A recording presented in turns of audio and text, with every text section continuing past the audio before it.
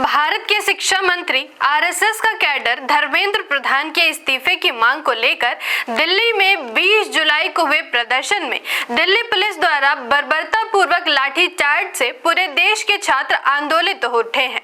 झारखंड, उत्तर प्रदेश, बिहार, उत्तराखंड, महाराष्ट्र समेत लगभग सभी राज्यों में छात्रों ने सड़क पर आकर बीजेपी सरकार के रवैये का कड़ा विरोध प्रदर्शन जाहिर किया। सरकार को लगा था कि बच्चों पर लाठी बरसाकर उनके आंदोलन को खत्म कर देंगे, मगर हुआ उल्टा। सरकार को छात्रों पर हमला करना महंगा पड़ गया। कहीं बीजेपी विधायक को छात्रों ने दौड़ा कर पिटाई कर दी, वहीं राज्यों की राजधानी समेत प्रमुख शहरों के हलचल को रोक दिया। आज युवा बहुत ही क्रोधित दिख रहे हैं। हो सकता है सरकार को अपनी सत्ता गंवानी पड़ जाए। इस विरोध में जो दर्द है वो इस मां के द्वारा कहे गए लफ्जों में सुनिए। कैसे ये पुलिस वालों से कल की बर्बरता को लेकर सवाल पूछ रही हैं। सुनने के बाद आपका भी दिल रो पड़ेगा। लेकिन बच्चों को आप मजबूर से ड्यूटी से, लेकिन थोड़ा धीरे चला लेते हैं। जहाँ मारते वही गोद उखाड़ देते बच्चों का, जहाँ मारते वही से खून निकाल लेते। रात भर सोए नहीं मैं यहाँ से गई कल से रात भर। अपने बच्चों को आप लोग कैसे फेस किए मैम?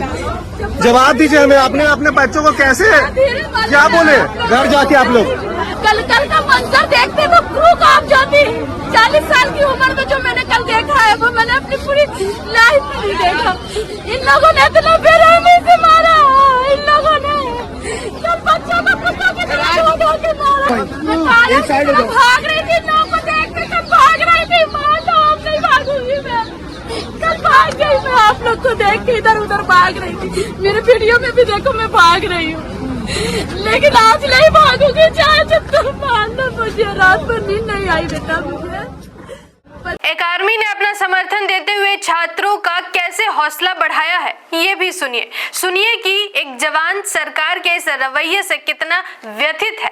वो अपनी नौकरी की परवाह किए बगैर ये वीडियो उन्होंने रिलीज किया है। जंतर मंतर जाने की इच्छा ना अंदर ही अंदर खाए जा रही है, पर क्या करूं, जा नहीं सकता। फौजी हूं, ड्यूटी नहीं छोड़ सकता। अगला एक पोस्टर आपको हैरान कर देगा। मात्र 9 साल का लड़का प्रधानमंत्री से सवाल पूछ रहा है। वो अच्छे देश बनाने की बात कर रहा है। ये बता रहा है कि कल के वीडियो देखकर आज इस विरोध प्रदर्शन में शामिल होने आया है। पुलिस आगे करता है। कितने साल के आप? इस साल 9 का होगा। क्या मतलब है स्लोगन का? जब भी पार्लियामेंट करता है वो पुलिस आगे करता है, इसलिए वो हमसे डर रहा है। ये आपने कल की वीडियोस देखी थी कि पुलिस ने क्या किया था बच्चों के साथ? क्या देखा आपने? कि वो बच्चों को मार रहे थे पुलिस। फिर क्या लगा आपको ये सुन के? मुझे तो कितना गंदा लगा कि हमारी कंट्री है और हम बस प्रोटेस्ट कर रहे हैं अपनी राइट्स के लिए, तो बच्चों की मारने की कोई जरूरत नहीं है। पुलिस वाले अंकल्स अगर आपको देख रहे हैं, क्या कहोगे उनको? मैं उन्हें कहूँगा हमारी एजुकेशन के पेपर लीक हो रहे हैं और हम बस पैसे देख के डॉक्टर बन रहे हैं, तो हमारी कंट्री में कुछ अच्छा नहीं होगा। आप सिर्फ 9 साल के हो, किसी ने सिखाया आपको ये सब बोलना या खुद से आपको आया? मेरे को तो बस आया, मेरे को अपनी कंट्री अच्छी चाहिए कि मेरी कंट्री अच्छी हो, इसलिए आज यहाँ पर आए। आज पहले दिन आज यहाँ आए। Yes. कल का सब देखकर मेरा पहला प्रोटेस्ट है। पहला प्रोटेस्ट और कल के सीन्स देखकर आ जाए। हाँ। पीएम को कोई मैसेज देना चाहो, एजुकेशन मिनिस्टर को मैसेज देना चाहो, क्या कहोगे उन लोगों को? मैं बोलूंगा कि बस पेपर लीक नहीं होने चाहिए और कंट्री हमारी बेटर होनी चाहिए, बेस्ट होनी चाहिए और रिजाइन करना चाहिए एजुकेशन मिनिस्टर। वहीं प्रदर्शन के दौरान मोदी के पोस्टर पर जूते से पिटाई की तस्वीर आज आपका दिल जीत लेगी। कुछ युवा एक पोस्टर पर मोदी के विरोध में कुछ लिखकर आगे बढ़ रहे थे, तभी एक राहगीर ने उठाई चप्पल और मोदी की तस्वीर पर जो चप्पल से कुटाई की, कहा कि मुझसे भी रहा नहीं गया। आप भी देखिए।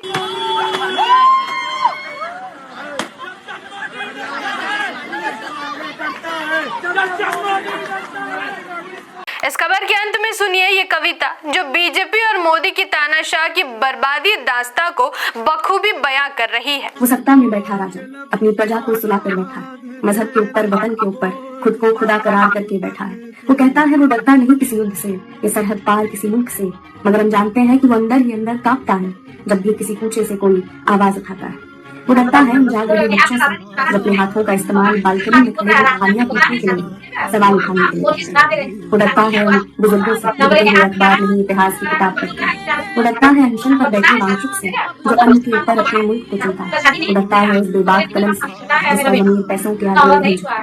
तभी तो जब वो डरता है अपने साथियों को आगे करता है। कभी ज़बान काटी जाती है, कभी घर जलाए जाते हैं, कभी उनकी कैद मिलती है, कभी देशद्रोही बताए जाते हैं। वो छुपता है मजहब और नफरत की दीवारों के पीछे, शायद नहीं जानता कि टूट सकती है दीवारें, गिर सकता है ताज, पलट सकती है सत्ता फकत जनता के चिल्लाने से। मैं आकृति और आप देख रहे थे MNT news network. MNT news network को सब्सक्राइब करें, लाइक और फॉलो करना ना भूले।